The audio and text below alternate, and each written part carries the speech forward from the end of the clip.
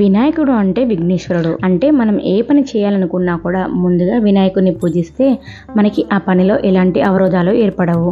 అందుకనే ఎప్పుడు తొలి పూజ వినాయకుడికే చేస్తారు. అయితే వినాయకుడి జీవితం నుంచి మనం 5 ముఖ్యమైన విషయాలను నేర్చుకోవాలి. వాటి వల్ల మన జీవితంలో ఎన్నో మార్పులు జరుగుతాయి. అవేంటి అనేది ఈ వీడియోలో తెలుసుకుందాం. వీడియో అయితే పూర్తిగా చూడండి. నచ్చితే లైక్ చేయండి, సబ్స్క్రైబ్ చేసుకోండి. పక్కన బెల్ ఐకాన్ ఉంది, అది క్లిక్ చేస్తే నేను వీడియో అప్లోడ్ చేసిన వెంటనే నోటిఫికేషన్ మీ వరకు ఈజీగా వచ్చేస్తుంది. నా పేరు శ్రావణి, మీరు చూస్తున్నారు అంతా శివోహం ఛానల్. మొదటిగా వచ్చేసి విధి నిర్వహణకే ముందు. అంటే పార్వతి గణేశుడి బొమ్మను తయారు చేసి దానికి ప్రాణం పోసి తన ఇంటికి ఆయన్ని కాపలా ఉంచి స్నానానికి వెళ్తుంది కదా. అప్పుడు శివుడు ఇంటికి వచ్చి లోపలికి వెళ్ళబోతే గణేశుడు అడ్డుకుంటాడు. శివుడు తాను ఫలానా అని చెప్పినా కూడా గణపతి వినడు. తన కర్తవ్యం ఇంట్లోకి ఎవరిని రాకుండా చూసుకోవాలి. అదే విషయం పార్వతి కూడా వినాయకుడికి చెబుతుంది. కనుకనే సాక్షాత్తు శివుడే వచ్చినా సరే గణేశుడు తన ప్రాణాలు పోయిన విధి నిర్వహణను పూర్తి చేసి తీరుతాడు. ఆయనలో ఉన్న ఆ గుణాన్ని నిజంగా మనం కూడా అలవాటు చేసుకుంటే లక్ష్య సాధనలో మన కెరీర్లో మనం దూసుకెళ్ళవచ్చు. రెండవది, తల్లిదండ్రుల కన్నా ఎవరూ గొప్ప కాదంటాడు. గణేశుడు కుమారస్వామిలలో ఎవరిని గణాధిపతిగా చేయాలని ఆలోచిస్తూ శివపార్వతులు వారికి ఒక పరీక్ష పెడతారు. వాళ్ళిద్దరిలో ఎవరు ముందుగా ముల్లోకాల్లో ఉన్న పుణ్యక్షేత్రాలను చుట్టి వస్తారో వారే గణాధిపతిగా అంటారు. దీంతో కుమారస్వామి వెంటనే తన నెమలి వాహనంపై యాత్రలకు బయలుదేరుతాడు. కానీ గణేశుడు మాత్రం తల్లిదండ్రులైన శివపార్వతులనే దేవుళ్ళుగా భావించి వారి చుట్టూ 3 ప్రదక్షిణలు చేసి గణాధిపతి అవుతాడు.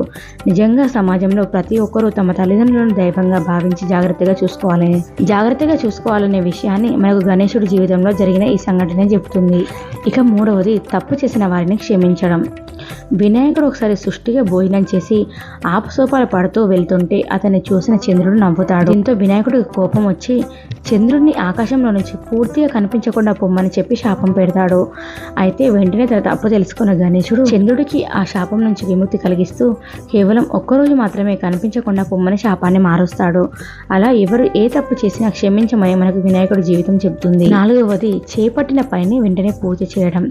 వేదవ్యాసుడు చెప్పిన మహాభారతాన్ని వినాయకుడు తాళపత్ర గ్రంథాల్లో రాశాడన్న సంగతి అందరికీ తెలిసిందే. అయితే తాను పురాణం మొత్తాన్ని చెప్పడం పూర్తి చేసేంత వరకు మధ్యలో ఆగకూడదని వ్యాసుడు చెప్తాడు. విశ్రాంతి అయినా లేకుండా నిరంతరాయంగా అలా మహాభారత గ్రంథాన్ని వ్యాసుడు చెప్పినట్టుగా రాస్తూనే ఉంటాడు. ఓ దశలో గ్రంథం రాసేందుకు ఉపయోగించే పెన్ను విరిగిపోతుంది. అయినా గణేశుడు తన దంతంలోంచి ఒక దాన్ని విరిచి గ్రంథం రాయడాన్ని పూర్తి చేస్తాడు. కానీ మధ్యలో ఎక్కడా ఆగడు. దీన్ని బట్టి మనకు తెలుస్తుంది ఏమిటంటే ఏ పని చేపట్టినా ఎన్ని అవరోధాలు వచ్చినా వెంటనే ఆ పనిని పూర్తి చేయాలి. మధ్యలో ఆగకూడదన్నమాట. చేపట్టిన పనిని చాలా త్వరగా పూర్తి చేయాలన్నమాట. ఐదవది, ఆత్మగౌరవం. ఒకసారి శ్రీ మహావిష్ణువు ఇంట్లో జరిగే శుభకార్యానికి దేవతలందరూ వెళ్తారు. స్వర్గలోకానికి గణేశుని కాపలా ఉంచి అందరూ వెళ్తారు. అయితే వినాయకుడి ఆకారం తమకు నచ్చినందున ఆయన్ను అక్కడ ఉంచి వారు వెళ్ళిపోయారన్న సంగతి గణేశునికి తెలుస్తుంది. దీంతో దేవతలకు ఎలాగైనా గుణపాఠం చెప్పాలనుకున్న గణేశుడు వారు వెళ్లే దారిలో అన్ని గుంతలు ఏర్పడేలా చేయమని మూషికాన్ని ఆదేశిస్తాడు. మూషికం దేవతలు వెళ్లే దారినంతా తవ్వి గుంతలమయం చేస్తుంది. దీంతో ఆ దారిలో వెళ్తున్న దేవతల రథం ఒకటి గుంతలు దిగపడుతుంది. వారు ఎలా ప్రయత్నించినా ఆ రథాన్ని బయటికి లాగలేకపోతారు. అటుగా వెళ్తున్న ఓ రైతుని పిలిచి సహాయం చేయమంటారు. అతడు వచ్చి గణేశుని ప్రార్థించి ఒక్క ఉదుటన గుంతలో దిగబడి ఉన్న రథాన్ని బయటకు లాగుతాడు. దాంతో దేవతలు ఆశ్చర్యపోతారు. వినాయకుడు అన్ని అవరోధాలను తొలగించే దైవం కనుక ఆయన ప్రార్థించి రథాన్ని లాగానని రైతు చెప్పగానే దేవతలు సిగ్గుతో తలదించుకుంటారు.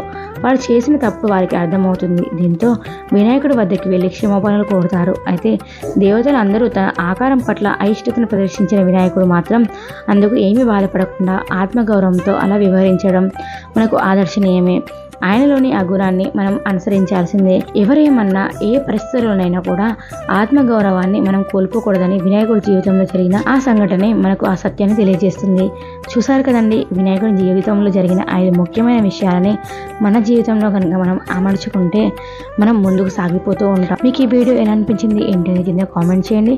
వీడియో నచ్చితే తప్పకుండా లైక్ చేయండి, షేర్ చేయండి. ఎవరైనా కొత్తగా మన ఛానల్ చూస్తుంటే మాత్రం తప్పకుండా సబ్స్క్రైబ్ చేసుకోండి. పక్కన బెల్ ఐకాన్ ఉంది కదా, అది క్లిక్ చేస్తే నేను వీడియో అప్లోడ్ చేసిన వెంటనే నోటిఫికేషన్ మీ వరకు ఈజీగా వచ్చేస్తుంది. Thank you for watching.